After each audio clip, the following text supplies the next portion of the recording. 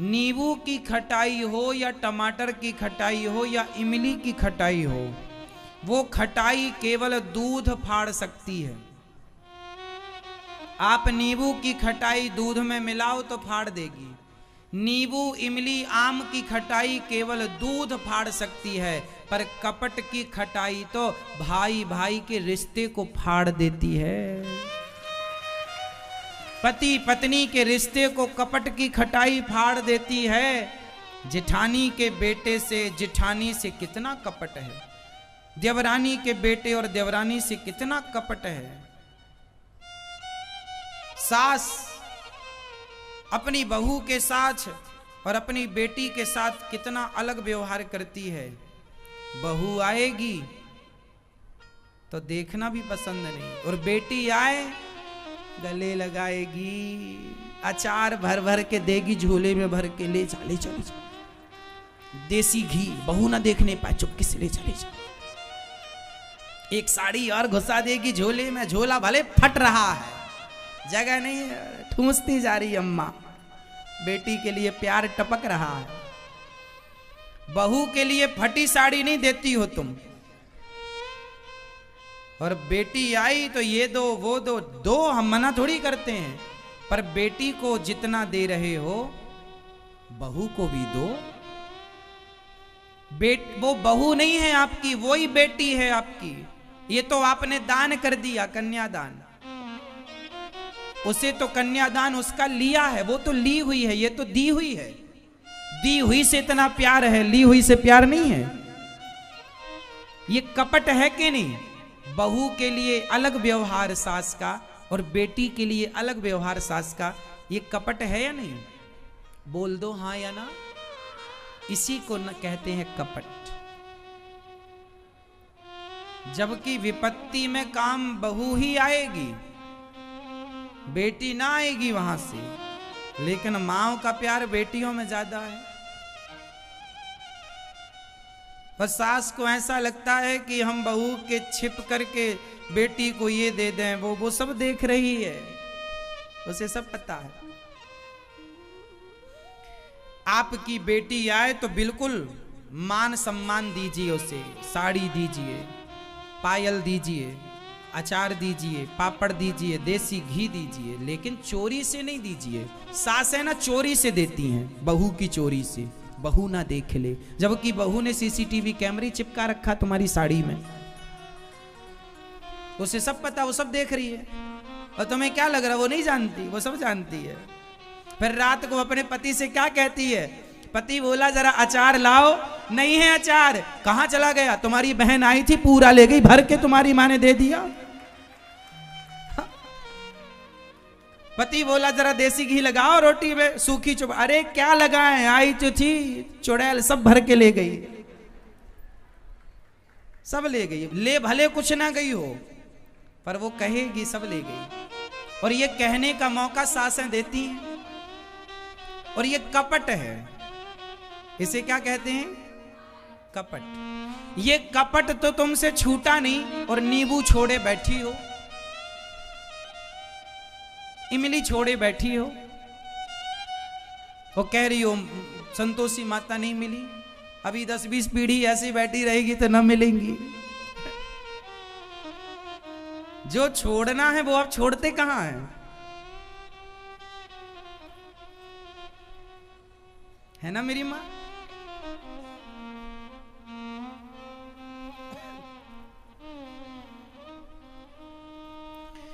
घर में जो आज ना 90% हमारे देश में ननंद और भौजाइयों की पटती नहीं है।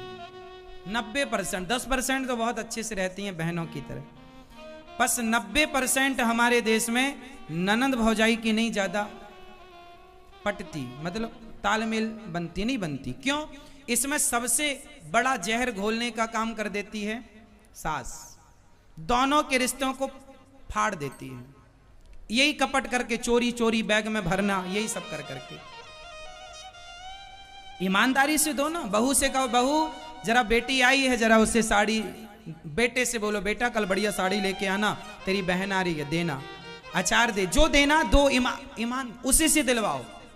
यदि आप अपनी बहू से दिलवाओगी तो वो रिश्ते बने रहेंगे।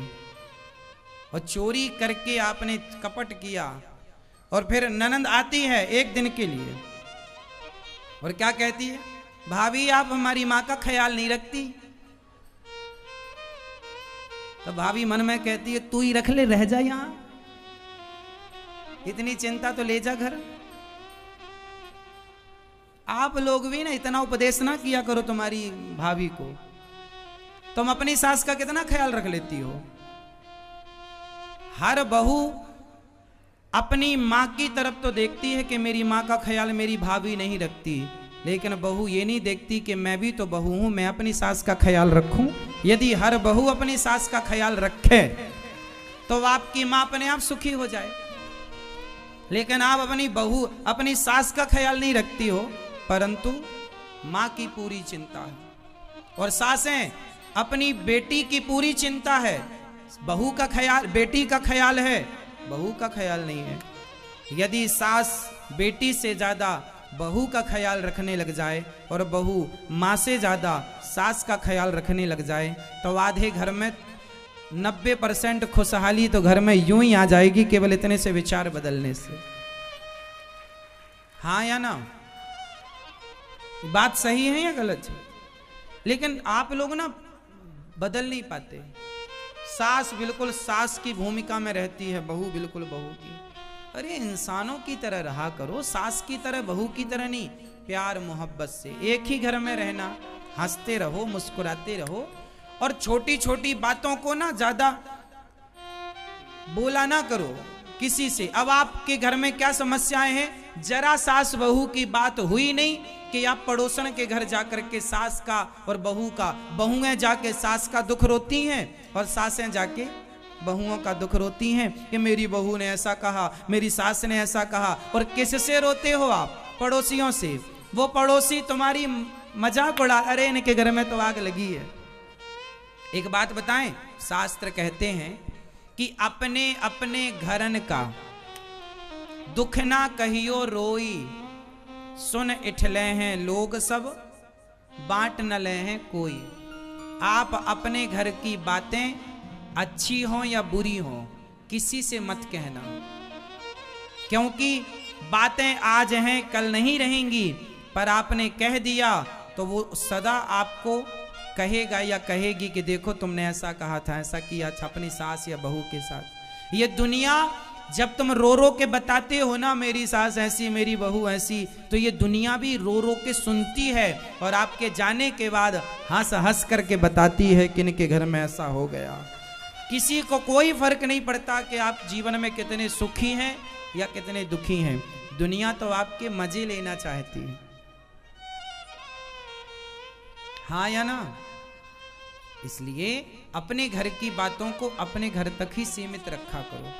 पति पत्नी की बातों को भी किसी से मत शेयर करना। आपका पति अच्छा है, बुरा है, किसी से मत कहो। आपकी पत्नी अच्छी है, बुरी है, किसी से मत कहो। किसी से कहोगे तो जमाना आपका मजाक उड़ाएगा, आपकी उस बात को मजाक बनाएगी दुनिया। इसलिए अपनी बातें अपने तक रखो।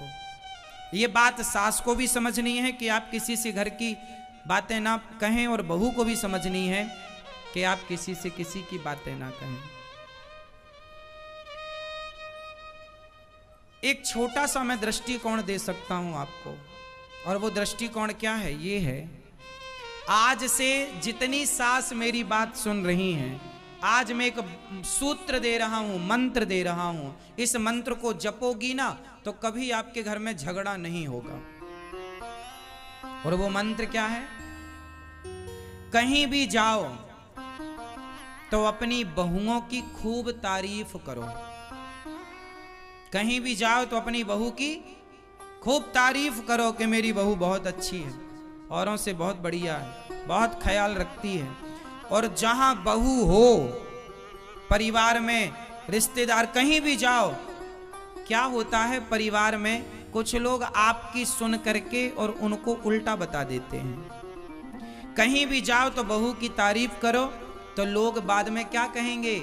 आपके पीठ पीछे आपकी बहू से सुनो, आपकी सास आई थी, बड़ी तारीफ कर रही थी। यदि आपकी बहू आपकी सेवा नहीं करती, आपको रोटी नहीं देती माना की, और आप फिर भी कहें कि मेरी बहू बहुत अच्छी है, बहुत सेवा करती है, और फिर जमाना जब कहेगा बहू से कि तेरी सास तो तेरी बहुत तारीफ करती है, तो जब वो ये सुनेगी कि मैं तो रोटी भी नहीं देती और मेरी सास मुझे अच्छा कह रही है, तो इस भाव से अपने आप उसका हृदय परिवर्तन हो जाएगा कि देखो मैं तो इसके साथ क्या कर रही हूं और ये मेरे साथ क्या कर रही है। और आप उल्टा करते हैं, बहू रोटी देती भी होगी तो आप क्या कहती हो, नहीं हमारी बहू तो ठीक से बात भी नहीं करती, रोटी भी नहीं देती, ऐसे थाली पटक के चली जाती है। कभी बहू थाली रख रही थी और साड़ी फंस गई और थाली गिर गई, तो सास को क्या लगा, पटक के चली गई। वो रखी थी पर वो अब सारी जिंदगी यही कहेगी हमारी बहू तो पटक के चली जाती है, थाली ऐसी है। किसी के दोष क्यों देखना है, किसी के गुण क्यों नहीं देखना है। रिश्तों को जब रहना आपको इन्हीं के संग है तो रोते क्यों रहो, हंसते रहो ना, प्रसन्न रहो ना, खुश रहो ना। खुशहाली कहां से आएगी। आप एक घर में 4 लोग रहते हैं, चलो एक सवाल पूछ रहा हूं, जरा उत्तर दो। 4 गाय हैं और चारों दिशाओं में गायों ने मुंह कर रखा है। एक गाय ने पूर्व दिशा में मुंह, एक ने पश्चिम में, एक ने उत्तर में, एक ने दक्षिण में, और बीच में घास रखी है। अब बताओ वो कैसे खाएंगे। बीच में घास रखी है और एक गाय ने पूरब की तरफ मुंह, एक ने पश्चिम, एक ने उत्तर, एक ने दक्षिण में कर रखा। अब बताओ कैसे खाएंगी, आप बताओ। एक गाय का मुंह, हाँ बिल्कुल ठीक कहा आपने, एक गाय का मुंह पूरब इस तरफ, एक गाय का मुंह इस तरफ, तो दोनों का मुंह बिल्कुल सामने हो गया। एक गाय का मुंह इस तरफ, एक गाय का मुंह इस तरफ, और बीच में घास रखी, खा रही है आराम से, क्या बुराई है। बिल्कुल सिंपल है। 4 गाय हैं और चारों दिशाओं में मुंह है।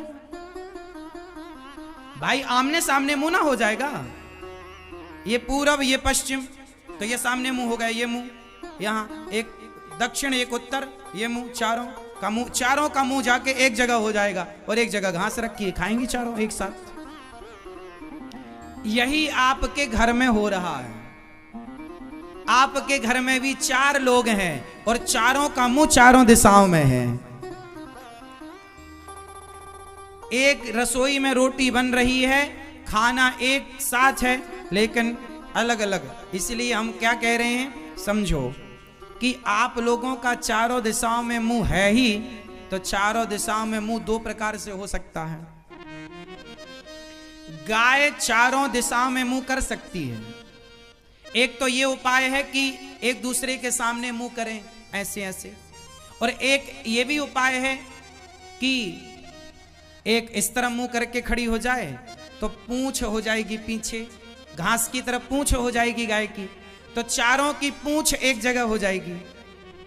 या तो चारों की पूंछ एक जगह हो जाएगी या तो चारों का मुंह एक जगह हो जाएगा, वो दोनों सही है। दोनों में चारों दिशाओं में मुंह है, हाँ या ना। अब आपको देखना है कि आपको भी चारों दिशाओं में तो मुंह है, पर कैसे मुंह करना है। अब जैसे आप पति और पत्नी खड़े हैं, एक दूसरे की पीठ से चिपक कर खड़े हो जाएं तो आपका 2 दिशाओं में मुंह हो जाएगा, और एक दूसरे के सामने मुंह के सामने बिल्कुल आमने सामने खड़े हो जाएंगे तो भी 2 दिशाएं हैं, हाँ या ना। पति पत्नी जैसे देखो, आप मेरे सामने बैठे हैं तो आपका उत्तर दिशा की तरफ मुंह है और मेरा इस दिशा की सामने की दिशा की तरफ मुंह है। एक तो ये हो गया। एक ऐसा भी हो सकता है कि आप पलट के बैठ जाएं, मैं आप पलट के बैठ जाऊं तो मैं इस तरफ देखने लग जाऊंगा, आप उस तरफ देख, दिशाएं 2 ही रहेंगी। अब आपको यह निर्णय लेना है कि पति पत्नी तुम एक दूसरे को पीठ दिखा के रहना चाहते हो या एक दूसरे के मुंह के सामने, आंखों के सामने रहना चाहते हो, यह निर्णय आपको लेना है।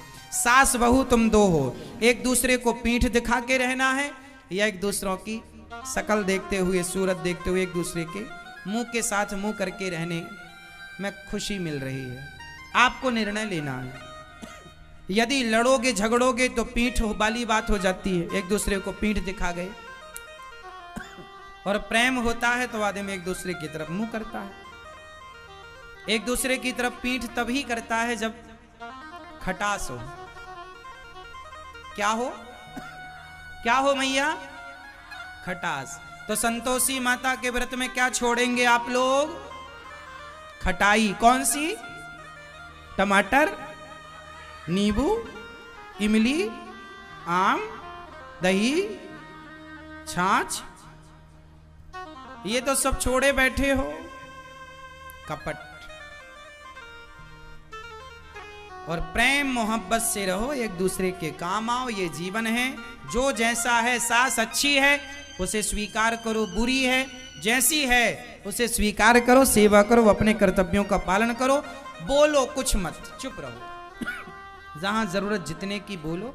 रिश्तों को बेहतर बनाने का सबसे बड़ा उपाय है इग्नोर।